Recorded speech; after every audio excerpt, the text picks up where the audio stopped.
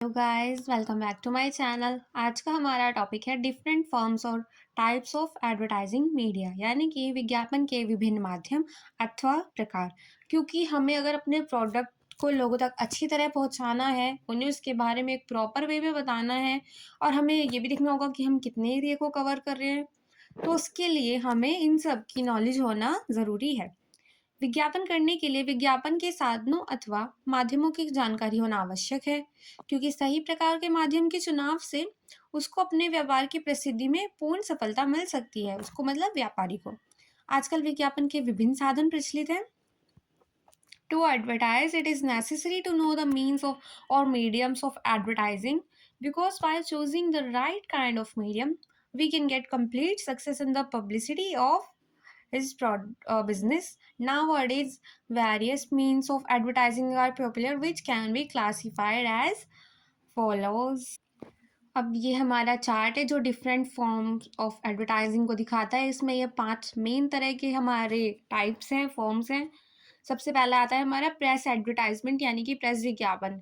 जब किसी इंसान को, किसी बिजनेस करने वाले ओनर को, बिजनेसमैन को ओवरऑल एक बड़े एरिया को कवर करने के लिए, काफ़ी बड़े एरिया को कवर करने के लिए एडवर्टाइजिंग करनी है, जैसे कि एक पूरी सिटी हो गई या एक पूरा स्टेट हो गया, तब वो प्रेस एडवर्टाइजमेंट की हेल्प लेता है। क्योंकि इसमें क्या आता है, न्यूज़पेपर्स, मैगजीन्स, जर्नल्स। न्यूज़पेपर एक बहुत बड़े एरिया को कवर करते हैं, तो जब बड़े एरिया को कवर करना हो तब हम यूज़ करते हैं प्रेस एडवर्टाइजमेंट।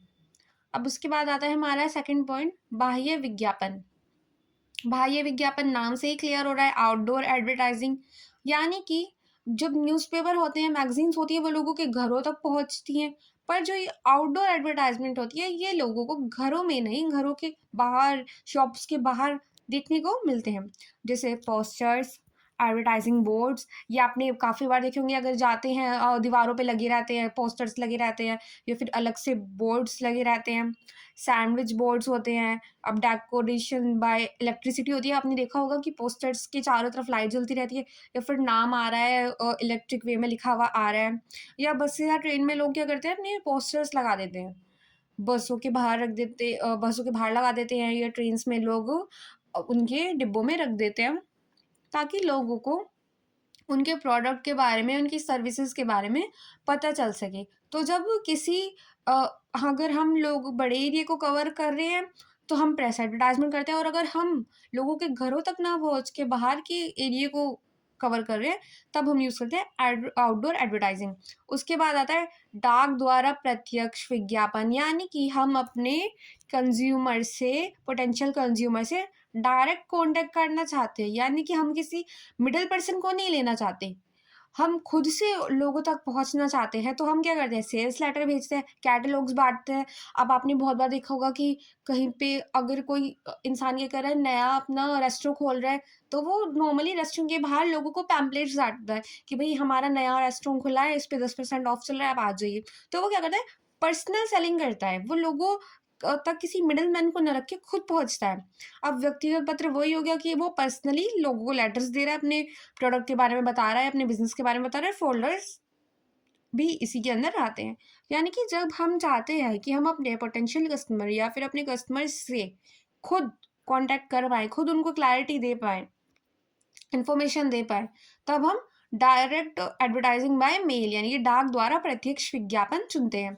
अब उसके बाद आता है क्रय बिंदु विज्ञापन, यानी कि पॉइंट ऑफ परचेज एडवर्टाइजिंग, यानी जहाँ पर लोग खरीद रहे हैं उस सामान को, वो वहाँ पे उनका क्रय बिंदु है, परचेज पॉइंट है। जैसे कि अगर आप किसी शॉप पे जा रहे हैं, किसी पर्टिकुलर शॉप पे, कॉस्मेटिक की शॉप पे जा रहे हैं, वहाँ पे आपको कॉस्मेटिक के प्रोडक्ट्स से रिलेटेड डेकोरेशन मिल रही है, या फिर वहाँ पे काउंटर पे आपको वो मिल रहे हैं, पैम्पलेट्स रखे हुए मिल रहे हैं, कूपन्स रखे हुए मिल रहे हैं, पैम्पलेट्स वगैरह मिल रहे हैं, तो वो हमारे कहला जाते हैं पॉइंट ऑफ परचेज एडवर्टाइजिंग। यानी कि आप जहाँ पे खरीदने ऑलरेडी गए हुए हैं, क्रय बिंदु पर आप गए हुए हैं, और वहाँ पे आपको प्रोडक्ट से रिलेटेड एडवर्टाइजिंग मिलती है, वो हमारा कहलाया जाता है क्रय बिंदु विज्ञापन। यानी कि आप पहले खरीदने गए हुए थे, और उन आप एडवर्टाइजिंग को देख के और भी मोटिवेट हो जाते हैं। जैसे कि अगर आप किसी कॉस्मेटिक शॉप पे गए हैं, वहाँ पे किसी पर्टिकुलर क्रीम के बड़े बड़े पोस्टर लगे हुए हैं, तो आपको एक बार थॉट आएगा कि शायद ये क्रीम काफ़ी अच्छी होगी, कि भाई इन्होंने भी लगाए हुए, इनको प्रोडक्ट्स के बारे में ज़्यादा नॉलेज है, तो ट्राई करनी चाहिए। अब उसके बाद आता है सबसे फेमस मनोरंजन एंड अन्य विज्ञापन, यानी कि entertainment and other advertising. Entertainment, क्योंकि हर किसी इंसान को अपनी लाइफ में एंटरटेनमेंट चाहिए। हर कोई टीवी देखता है, मूवीज़ देखने जाते हैं लोग, एग्जीबिशंस में देखते हैं, लाउड स्पीकर लोगों के घरों के बाहर किसी पर्टिकुलर जगह के बाहर लगे रहते हैं, या फिर नॉर्मली जो अगर किसी को गिफ्ट देते हैं हम, तो ये हमारा एंटरटेनमेंट कहलाता है। यानी कि आप जैसे टीवी देख रहे हैं, अब एड्स आते हैं, वो हमारे उसमें आते हैं, इसमें एंटरटेनमेंट एडवर्टाइजिंग में। सिनेमा मूवीज़ देखते हैं, मूवीज़ में भी एड्स आते हैं, मूवी की स्टार्टिंग में आते हैं, ब्रांड वगैरह आते हैं। एग्जीबिशन में जा रहे हैं, एग्जीबिशन किसी पर्टिकुलर चीज़ के लिए होती है। अब लाउड स्पीकर पे लोग अनाउंस करते हैं, जैसे कि जो हमारे स्ट्रीट में लोग सब्जियाँ वगैरह बेचते हैं, वो लाउड स्पीकर से बताते रहते हैं कि भई हमारे पास ये है, वो एडवर्टाइज़मेंट करते हैं कि उनके पास क्या-क्या सब्जियाँ हैं, क्या-क्या सामान है।